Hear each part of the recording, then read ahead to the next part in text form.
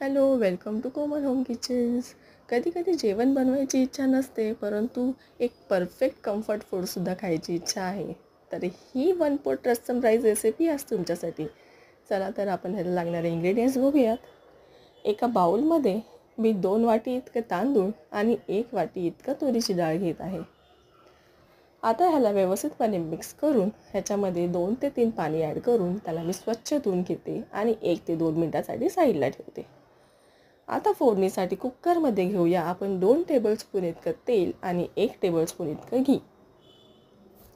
ह्याच्यामध्ये आता घालूया आपण राई, जिरं, कढीपत्ता, बारीक चिरलेला लसूण, बारीक चिरलेला कांदा आणि 1 कांदा मध्यम आकाराचा कट केलेला ॲड करून घेऊया. व्यवस्थितपणे आपल्याला हे परतून घ्यायला. त्याच्यावरती आता 1 वाटी इतकं टोमॅटोसुद्धा ॲड करायचं आहे. आता याच्यामध्ये लागणारे आपल्याला घरगुती गरम मसाले ॲड करायचे आहेत, जसं की मीठ, हळद, धना पावडर, जिरा पावडर, गरम मसाला, हिंग, घरातील लाल तिखट मसाला आणि थोडंसं सांबार मसाला. हे मसाले व्यवस्थितपणे परतून झाल्यानंतर ह्याच्यामध्ये आपल्याला ॲड करायचं आहे डाळ तांदूळचे मिश्रण.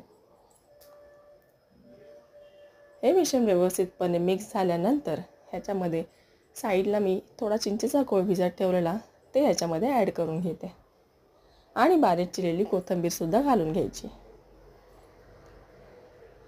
हे मिश्रण एकत्रितपणे व्यवस्थितपणे परतून झाल्यानंतर ह्याच्यामध्ये 1 बाउल इतकं पाणी त्याच्यामध्ये आपल्याला राईस कुक होईल एवढे आपल्याला घालून घ्यायचे आहे. आता 3 शिट्ट्या आल्या की समजा आपला रस्सम राईस रेसिपी तयार.